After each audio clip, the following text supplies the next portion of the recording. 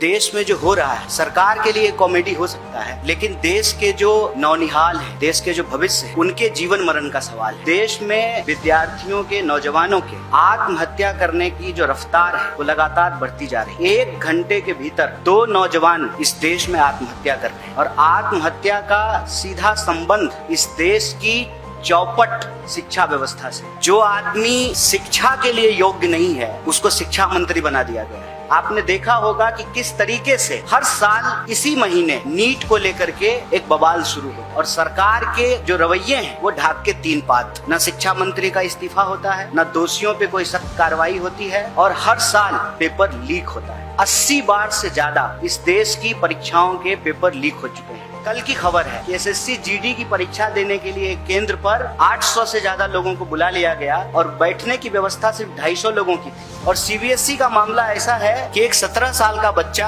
अपनी समस्याओं को लेकर गुहार लगाता है और सरकार की चापलूसी में पत्रकार आनंद फानन में उस विद्यार्थी को देशद्रोही और पाकिस्तानी बताने लगते हैं। प्रधानमंत्री परीक्षा से पहले परीक्षा पर चर्चा करते हैं, परीक्षा होती है, पेपर लीक हो जाता है, साइलेंट मोड पर चले जाते हैं, चुप्पी साध लेते हैं। आज इस देश की स्थिति ये है कि यह सरकार एक भी परीक्षा ठीक से कंडक्ट नहीं करवा पा रही। हर परीक्षा को करवाने की जिम्मेवारी उस एनटीए को दे दिया गया है जिस पर बार बार सवाल उठे और इसमें कोई दो राय नहीं है कि जो एनटीए के डायरेक्टर हैं उनका बैकग्राउंड सरकार में बैठे हुए लोगों से राजनीतिक संबंध का बैकग्राउंड। आपको इन परिस्थितियों से किसी और की गलती के चलते अपनी जान गंवाने की आवश्यकता नहीं है। नेता प्रतिपक्ष लगातार इस मुद्दे को उठा रहे हैं। हम कह रहे हैं कि प्रधानमंत्री चुप्पी तोड़ें, शिक्षा मंत्री के ऊपर कार्रवाई करें, उनको बर्खास्त करें, दोषियों के ऊपर सख्त कार्रवाई हो, जीरो टॉलरेंस के साथ पेपर लीक को रोकने के लिए सख्त